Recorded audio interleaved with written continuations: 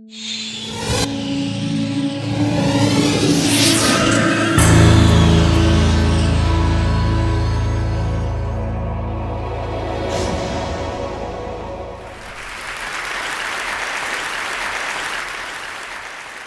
was here 4 years ago, and I remember at the time that the talks weren't put online. I think they were given to TEDsters in a box set of DVDs, which they put on their shelves where they are now.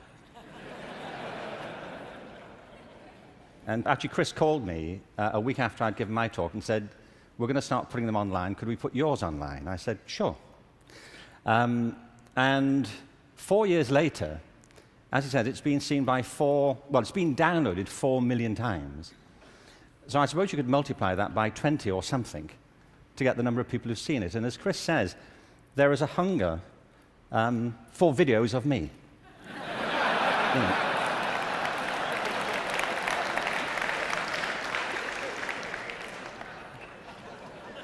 Don't you feel?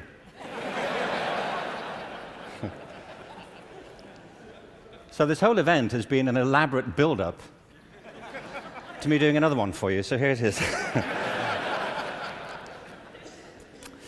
Al Gore spoke at the TED conference I spoke at 4 years ago and talked about the climate crisis, and I referenced that at the end of my last talk.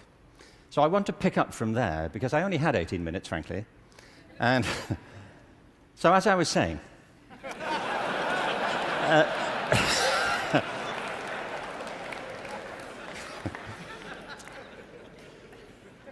you see, he's right. I mean, there is a major climate crisis, obviously, and I think if people don't believe it, they should get out more. But I believe there's a second climate crisis, which is as severe, which has the same origins, and that we have to deal with the same urgency. And I mean by this, and you may say, by the way, look, I'm good. You know, I have one climate crisis. I don't really need a second one. But this is a crisis of not natural resources, though I believe that's true, but a crisis of human resources. I believe fundamentally, as many speakers have said during the past few days, that we make very poor use of our talents. Very many people go through their whole lives having no real sense of what their talents may be, or if they have any to speak of. I meet all kinds of people who don't think they're really good at anything. Actually, I kind of divide the world into two groups now. Jeremy Bentham, the great utilitarian philosopher, once spiked this argument. You know, he said there are two types of people in this world: those who divide the world into two types, and those who do not. Well, well, I do. And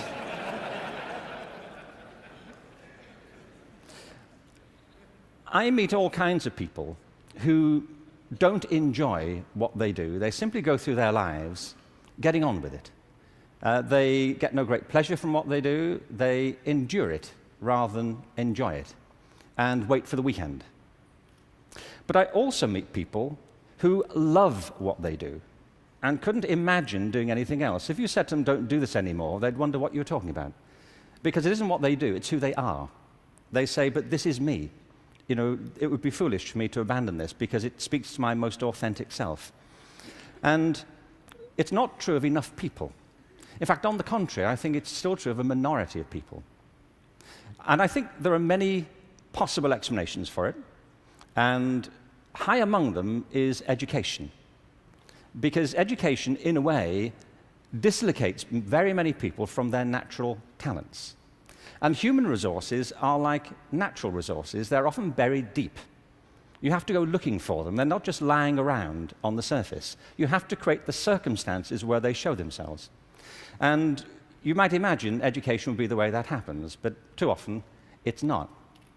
Every education system in the world is being reformed at the moment, and it's not enough. Reform is no use anymore, because that's simply improving a broken model.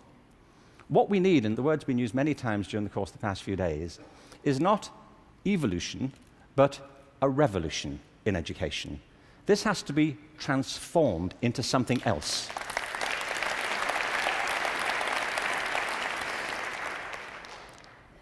One of the real challenges is to innovate fundamentally in education. Innovation is hard because it means doing something that people don't find very easy for the most part. It means challenging what we take for granted, things that we think are obvious. The great problem for reform or transformation is the tyranny of common sense. Things that people think, well, they can't be done any other way because that's the way it's done. I came across a great quote recently from Abraham Lincoln, who I thought you'd be pleased to have quoted at this point. He said this in December 1862 to the second annual meeting of Congress. I ought to explain that I have no idea what was happening at the time. We don't teach American history in Britain. We suppress it. You know, this is our policy, so... So no doubt something fascinating was happening in December 1862, which the Americans among us will be aware of. But he said this: the dogmas of the quiet past are inadequate to the stormy present. The occasion is piled high with difficulty, and we must rise with the occasion.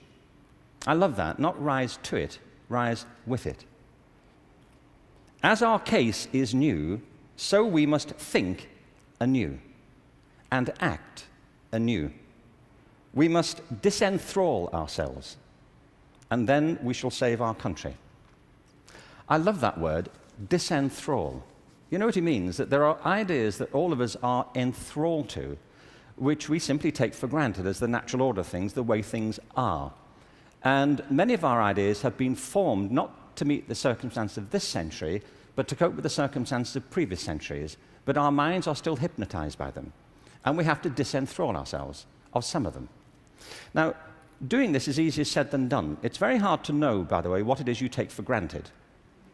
And the reason is that you take it for granted. So let me ask you something you may take for granted. How many of you here are over the age of 25?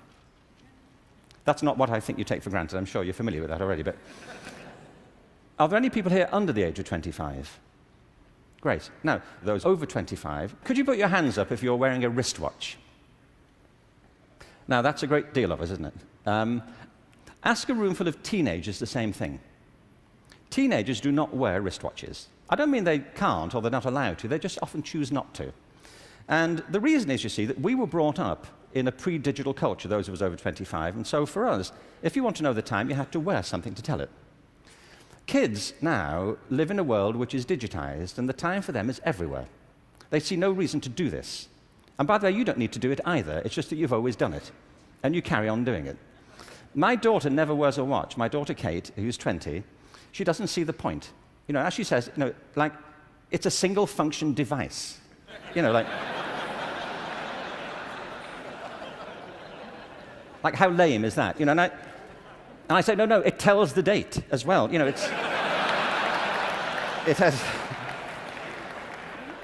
has multiple functions. But you see, there are things we're enthralled to in education. Let me give you a couple of examples. One of them is the idea of linearity. That it starts here, and you go through a track, and if you do everything right, you will end up set for the rest of your life. Everybody who's spoken at TED has told us implicitly or sometimes explicitly a different story, that life is not linear, it's organic.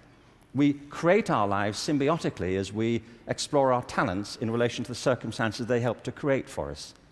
But you know, we have become obsessed with this linear narrative, and probably the pinnacle for education is getting you to college. I think we are obsessed with getting people to college. Certain sorts of college. I don't mean you shouldn't go to college, but not everybody needs to go, and not everybody needs to go now. Maybe they go later, not right away. I was up in San Francisco a while ago doing a book signing. There was this guy buying a book. He was in his 30s, and I said, "What do you do?" And he said, "I'm a fireman." And I said, "How long have you been a fireman?" He said, "Always. I've always been a fireman." And I said, "Well, when did you decide?" He said, "As a kid." He said, "Actually, it was a problem for me at school, because at school, everybody wanted to be a fireman." He said, "But I wanted to be a fireman." You know, and he said, "When I got to the senior year of school, my teachers didn't take it seriously. This one teacher didn't take it seriously." He said, "I was throwing my life away if that's all I chose to do with it. That I should go to college, I should become a professional person, I had great potential, and I was wasting my talent to do that. And he said it was humiliating because he said it in front of the whole class, and I really felt dreadful. But it's what I wanted. And as soon as I left school, I applied to the fire service, and I was accepted.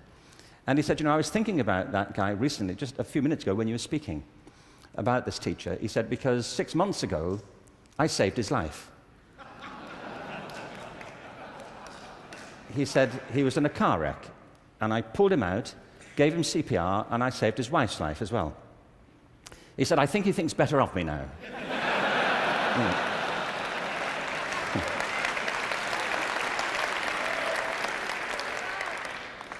You know what I mean? Human communities depend upon a diversity of talent, not a singular conception of ability. And at the heart of our challenges, at the heart of the challenge is to reconstitute our sense of ability and of intelligence. This linearity thing is a problem. When I arrived in LA about 9 years ago, I came across a policy statement, very well intentioned, which said college begins in kindergarten. No, it doesn't.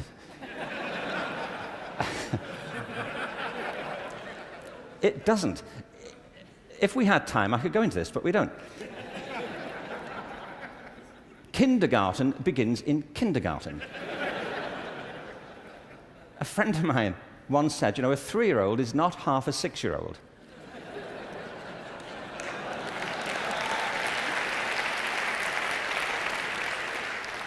They're 3. But as we just heard in this last session, there's such competition now to get into kindergarten, to get to the right kindergarten, that people are being interviewed for it at 3. Kids sitting in front of unimpressed panels, with their resumes. Flicking through it, saying, what, this is it?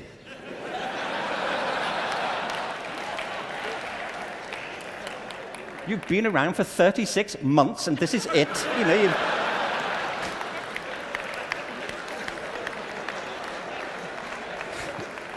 You've achieved nothing. Spent the first 6 months breastfeeding, what I can say.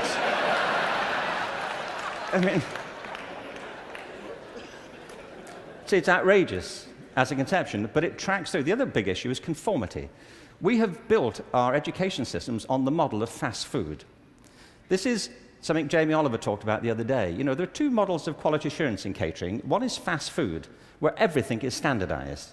The other are things like Zagat and Michelin restaurants, where everything is not standardized. They're customized to local circumstances. And we have sold ourselves into a fast food model of education. And it's impoverishing our spirits and our energies as much as fast food is depleting our physical bodies.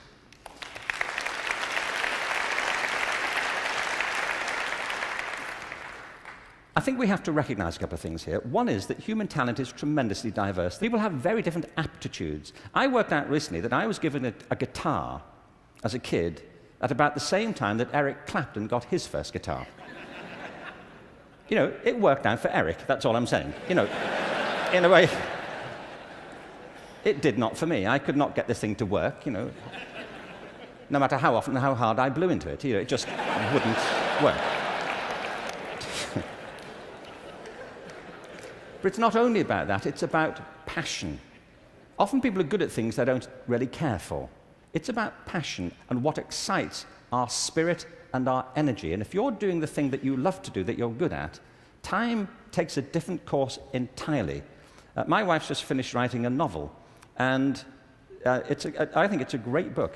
But she disappears for hours on end. You know this. If you're doing something you love, an hour feels like 5 minutes. If you're doing something that doesn't resonate with your spirit, 5 minutes feels like an hour. And the reason so many people are opting out of education is because it doesn't feed their spirit. It doesn't feed their energy or their passion. So I think we have to change metaphors. We have to go from what is essentially an industrial model of education, a manufacturing model, which is based on linearity and conformity and batching people. We have to move to a model that is based more on principles of agriculture. We have to recognize that human flourishing is not a mechanical process, it's an organic process. And you cannot predict the outcome of human development. All you can do is, like a farmer, is create the conditions under which they will begin to flourish. So when we look at reforming education and transforming it, it isn't like cloning a system. There are great ones, like KIPS. It's a great system. There are many great models. It's about customizing them to your circumstances and personalizing education to the people you're actually teaching. And doing that, I think, is the answer to the future, because it's not about scaling a new solution. It's about creating a movement in education in which people develop their own solutions, but with external support based on a personalized curriculum. Now, in this room, there are people who represent extraordinary resources in business, in multimedia, in the internet. These technologies, combined with extraordinary talents of teachers, provide an opportunity to revolutionize education. And I urge you to get involved in it, because it's vital not just to ourselves, but to the future of our children. But we have to change from the industrial model to an agricultural model where each school can be flourishing tomorrow. That's where children experience life, or at home if that's where they choose to be educated with their families or their friends. There's been a lot of talk about dreams over the course of this few days. And I wanted just to, very quickly, I was very struck by Natalie Merchant's songs last night, recovering old poems. I wanted to read you a quick, very short poem from W.B. Yeats, who some of you may know. He wrote this to his love, Maud Gonne, and he was bewailing the fact that he couldn't really give her what he thought she wanted from him. And he says, I've got something else, but it may not be for you. He says this: had I the heavens embroidered cloths, enwrought with gold and silver light, of blue and the dim and the dark cloths, of night and light and the half-light, I would spread the cloths under your feet. But I, being poor, have only my dreams. I have spread my dreams under your feet. Tread softly, because you tread on my dreams. And every day, everywhere, our children spread their dreams beneath our feet. And we should tread softly. Thank you. Thank you very much. Thank you, thank you. Thank you.